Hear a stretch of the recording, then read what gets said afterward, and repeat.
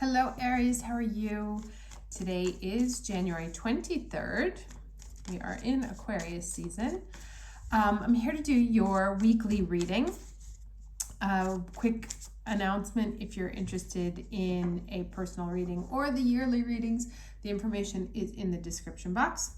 Moving on. So this is kind of a busy week. There's an important full moon. It's actually important enough that I'm going to do a separate video on it, probably like Monday or Tuesday. But on Tuesday, we have the sun squaring Uranus, and the sun is in Uranus's sign. So it's almost like internal conflict, which actually works perfectly with the theme of this full moon that's coming up. Then on the 28th, Venus conjunct Pluto. That is a very, very intense placement. Venus conjunct Pluto doesn't love, she loves. You know, it's that like high drama, throw myself off a cliff because he doesn't love me kind of stuff. It can also be mind games. It can be romantic, creative, financial manipulations. Oh, did the trickery card just come out? That's so funny. So that's that kind of vibe. So keep an eye out for that energy because on the same day is the full moon in Leo. And of course, the moon in Leo is a little bit high drama itself too. So we may find ourselves really overreacting at things on Thursday or just not being at all objective because there's so much emotional stuff going on. And the Sabians are so ridiculously interesting about that. But again, I'll do a separate reading. I don't want to waste time here. And then on Friday, Sun conjunct Jupiter in Aquarius, which is also kind of high drama. It's a different kind of high drama. It's like standing on your soapbox and preaching high drama, like not being willing to move from or having a very specific opinion about something that regards the collective and being very vocal about it. And then on Saturday, we have Mercury going retrograde in Aquarius, the first retrograde of the year. So it's pretty busy this week. Now, starting with that, let's move on to the cards. What energy can Aries expect the week of January 23rd, 2021? What energy can Aries expect the week of January 23rd, 2021? Okay. All right. Confusion. And actually this is quite interesting because the energy around that full moon is very much about realization, coming to terms with something, and coming to terms with something about ourselves. So, we may find that we're in like a veil of confusion about a situation, maybe about, again, have something having to do with ourselves, something having to do with a relationship, a job, whatever, that things are not clear. And you may be getting advice from a lot of people. So it may be that Spirit is trying to talk to you and you're not listening, because to see how she's like super closed off and kind of just like almost wanting to stay in there, because I feel like if she just waved the clouds away, maybe they would go. There may also be on the flip side, because there's always two versions of the energy, there may be somebody who's whispering in your ear who's causing confusion, who the advice that they're giving you is weaving a web of clouds around you, and you are in a very sort of protective and defensive state right now. Let's see how this plays out.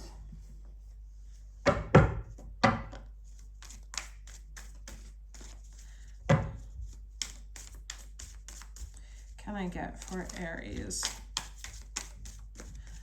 the challenge energy for January 23rd, 2021. Challenge energy for the week of January 23rd, 2021 for Aries. Okay. Interesting. The no-thingness. And this is major arcana. This is actually the Hierophant in the Major Arcana. So the fact that it is completely black is quite interesting because it talks about, you know, in the traditional Hierophant card in the deck is about tradition, about religion, and this is about almost like a blank slate. So it may be that the challenge is, since we have this confusion card, that there's really just like an I don't know what to do kind of energy, and it's really actually starting to feel quite dark. Again, this full moon, I know last week we were talking about like answers coming, and I do feel like it comes at this full moon. Because what it's very much about is seeing the dark side, right? And so it's like almost like we might not, excuse me, we might not be looking in the right places for the information that we need, or we're finding a tremendous amount of discomfort in all the options, right? This to me also kind of, I just got like the Schrodinger's box, you know, with the cat, or the Schrodinger's cat, when he's inside the box, we don't know if it's alive or dead. I don't know if you know the Schrodinger's cat, I don't even know what to call it, thing. But basically he says, if you put a cat in a box with poison and close the box, from the moment that it is in the box, all possibilities are possible. The cat may still be alive. The cat may also be dead. We don't know. So it's only through the act of opening up the box that the information comes out. But as long as it stays closed in that box, there is a state of being when all things are possible, when neither answer is the right answer. It just is. It's like kind of like a flat line of information. So we may be in that energy right now and not feeling very comfortable with it. Let's see what else we get here.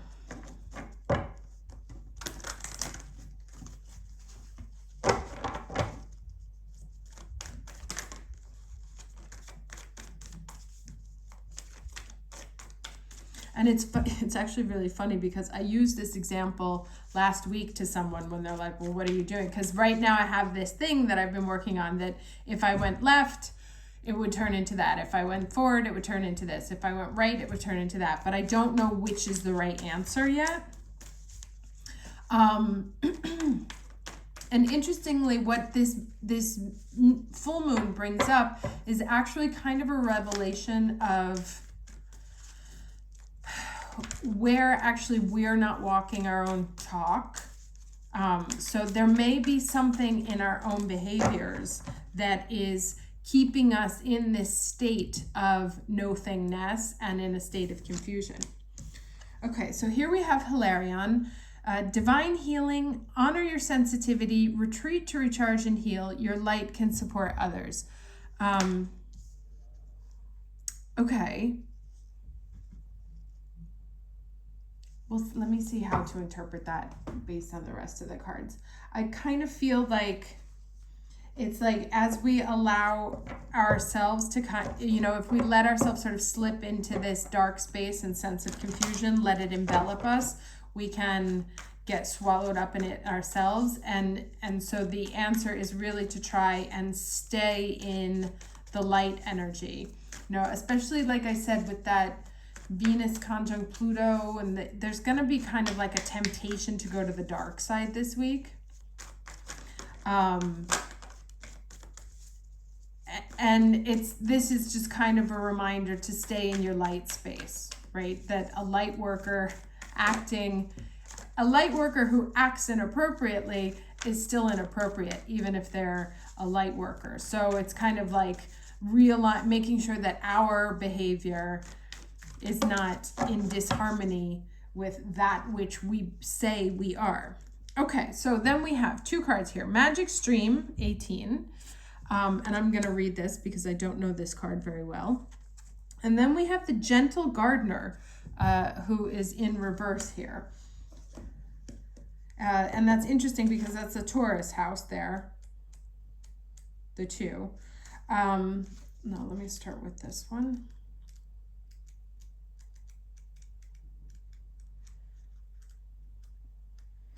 You know how sometimes I like flip open to it directly and this time I have to like seek for it? I feel like that's also part of it. Like the answer is something you have to really work for. It's not just going to like necessarily land on your desk.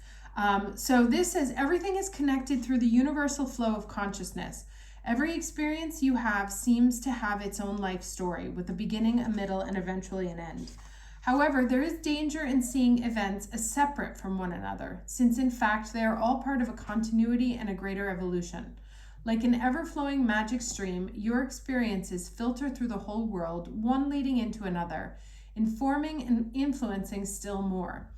Inspiration, invention, and revelation,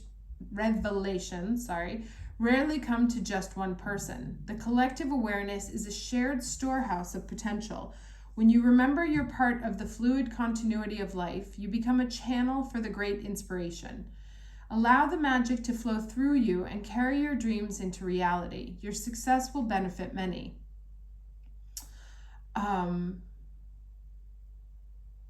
Okay.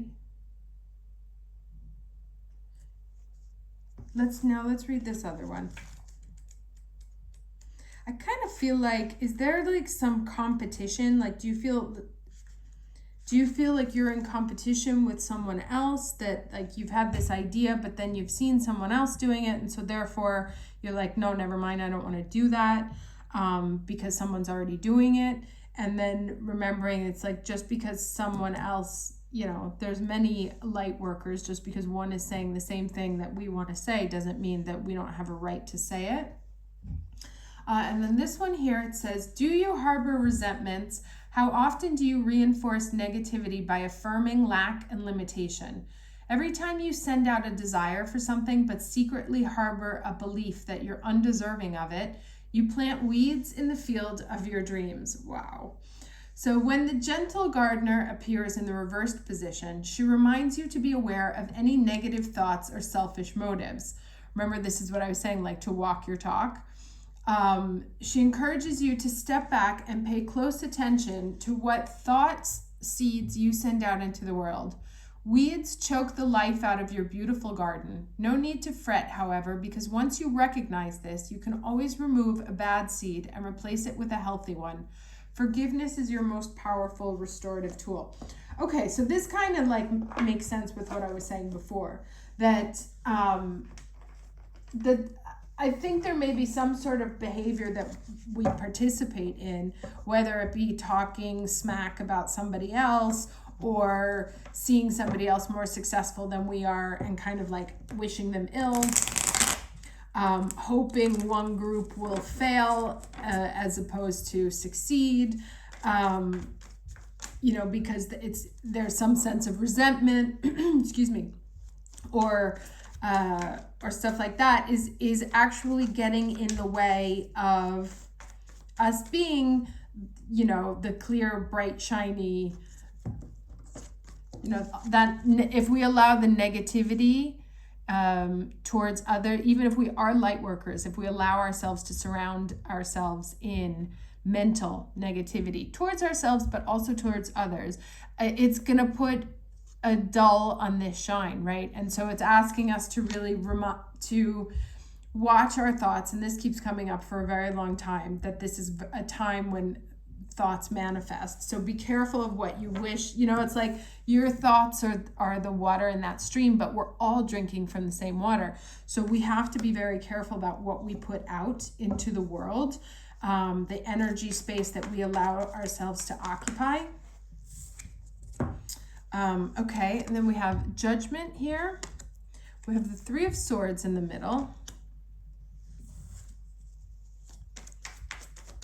One more card, please, for the week.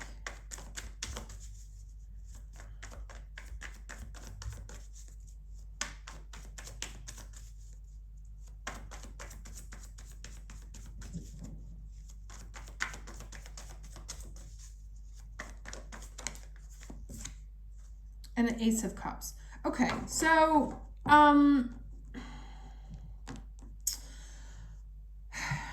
so it's kind of weird energy, but it's like trying to bring something, or like something coming back up about being able to see the hurt, being able to identify where the hurt happened, and starting over with a new kind of energy.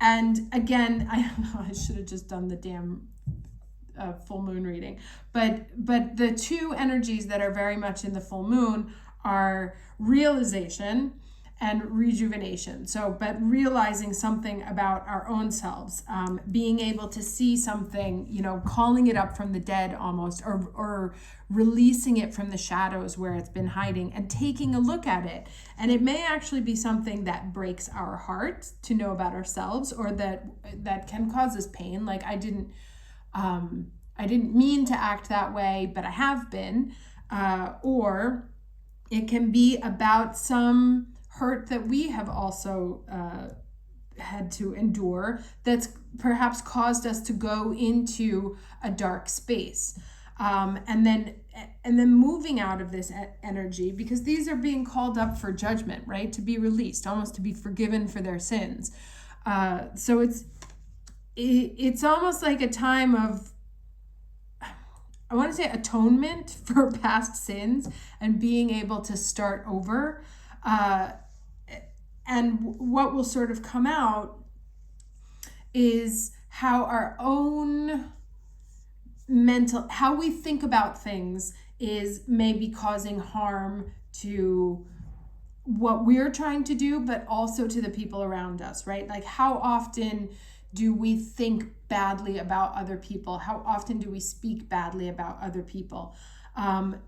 How often do we allow our own words and thoughts and deeds to poison the universal energy, or just to spread negativity to others? And sort of like realizing that and getting into a clearer,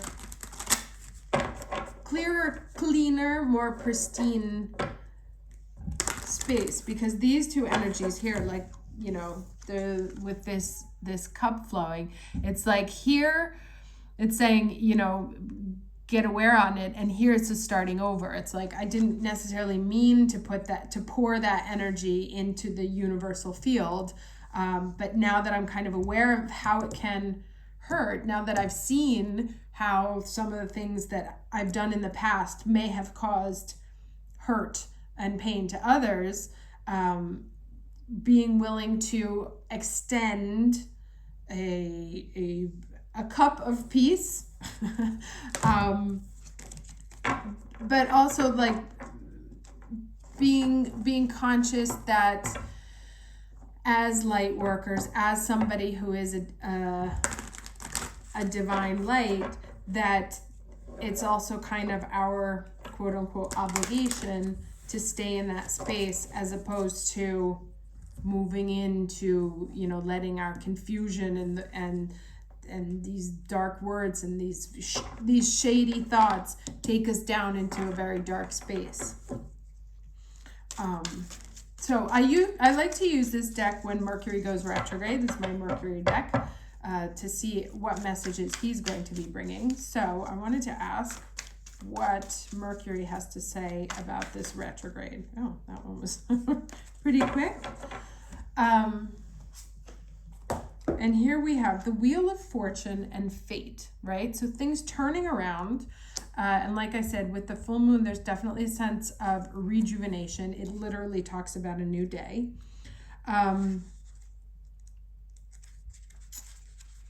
Let's see here. Okay, so the Wheel of Fortune can raise you high or bring you low. Interesting. You may feel like the luckiest person alive when all is going your way, but when a blow strikes, it can feel like the end of the world. Now, I'm not even going to say that in French. The Wheel of Fortune asks you to be completely indifferent to both victory and defeat. If you live by this rule of acceptance, you will master the teachings of fate, who can be both an unjust and cruel goddess, as well as a fair and generous one. Get your reactions in check. Interesting, because I did say it was going to be very high drama. And realize that the wheel has spun you into lessons designed for your learning, understanding, and spiritual growth. When you envy someone else who rides high, There it is. No, everything can change with a spin of the wheel that propels you to the same dizzying heights. The wheel hath turned, my fate is sealed. It's plain to see, or 'tis concealed. I must embrace the lessons won. My fortune's bright, my fear undone. And here's the other divinatory meanings. And this is kind of what I was feeling. And this is very Venus Pluto right here. Jealousy and envy are useless emotions. Your turn will come. What goes around comes around. It's how you deal with an outcome that's important. There are lessons to be learned. This is part of your soul's journey. Enjoy the ride. So, it's kind of like what I was saying before. When you see somebody who has something you don't have, or who's doing something you wanted to do, or, like maybe they have relationship goals, life goals, whatever, pay attention to the thoughts that come up when you think about those things, because if they're angry, right, like, oh, she doesn't deserve that,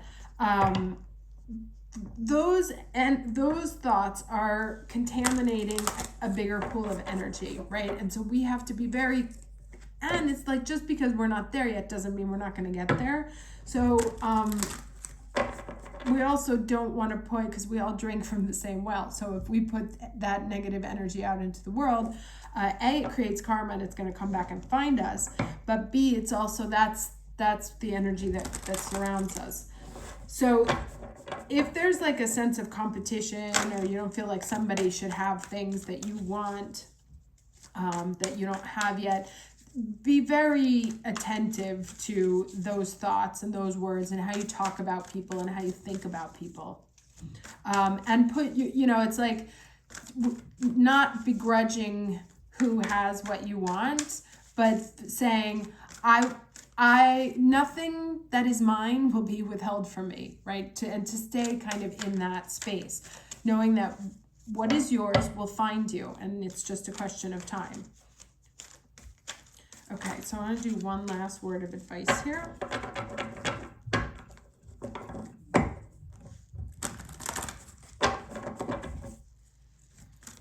Can I get some last advice for Aries for the week of January 23rd? Okay, you see? That's so funny.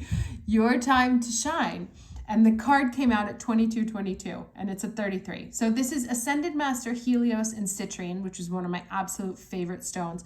And actually, if you find yourself in a really dark place, and somewhere between gray and black, citrine is a great stone to pull you out of that kind of dark space. So let's see what this has to say.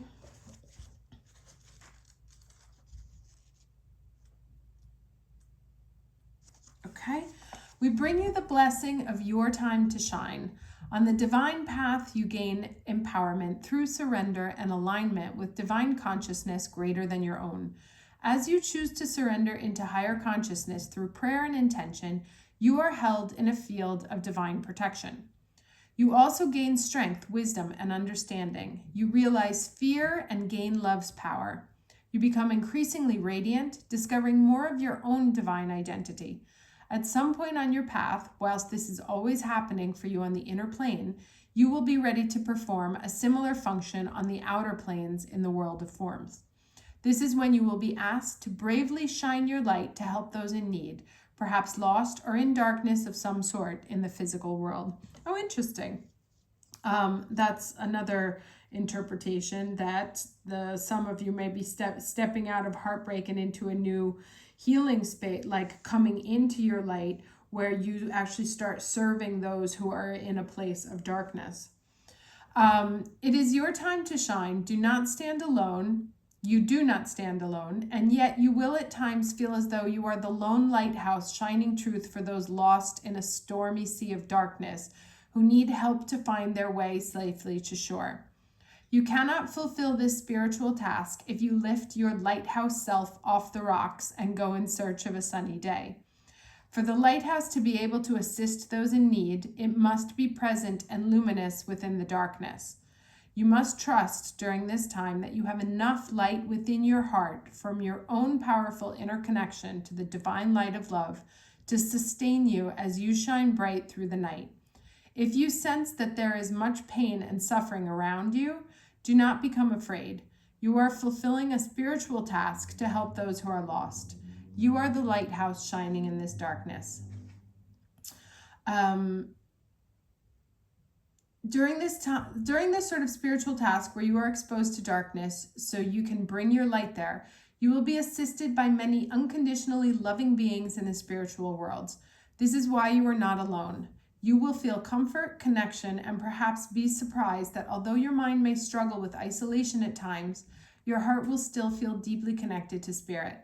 Often during such a task, your spiritual connection becomes even stronger because it has to, so you feel sustained. There may be times when you wish there were others who could see things as you do. Tell me about it. It's as if you are a black sheep or a lone wolf, which is funny because this full moon is called the wolf moon, trying to share a language of love around those you don't seem to understand. Yet this is how you know your light is being put to service by the divine plan. During this time, so that's a really interesting point. So if you are someone who finds themselves like sort of the light in a dark community, there may be a tendency to kind of start hating on those people also. And that I feel like that's one of the other things that this is also a warning of, is like, be careful of like letting yourself get sucked into the dark side. You have to stay on the Luke Skywalker side of things, because that's your job, right? Your job is to be the light in the darkness, not become the darkness itself. So it says, this is the last thing. During this time, you will earn your spiritual stripes, so to speak. You will learn how to bring yourself back to your inner truth again and again. You will be the man on the ground, while spiritual headquarters keep an eye on what's happening in the divine playground, of which may sometimes feel more like a battlefield of Mother Earth. You will be strengthened and guided by the divine as you offer yourself as a powerful player for the team of love to manifest its helping hand in the world. You must acknowledge not only how much you are supported, but also your own courage, commitment, and conviction to be able to take on this task. It means a lot to many hearts. Your work has value, and your dedication is noted by the spiritual worlds. In fact, you were chosen for this task because of the compassion, love, brightness, and power of your spirit. Okay, so that's a lot. Interesting. Again, like I said, can be a very high drama week. Stay in your light space. Be open to seeing your own behaviors. Be careful of judging others and then doing the same. Be careful of who you allow yourself to listen to and where you allow it to take you. And really kind of, sorry about the uhs, really kind of tap into a brand new, take advantage of this newness, right? This new energy that's coming in, all this Aquarian energy that's coming in, and refill your cup. Don't carry a cup filled with old water into a new chapter, right?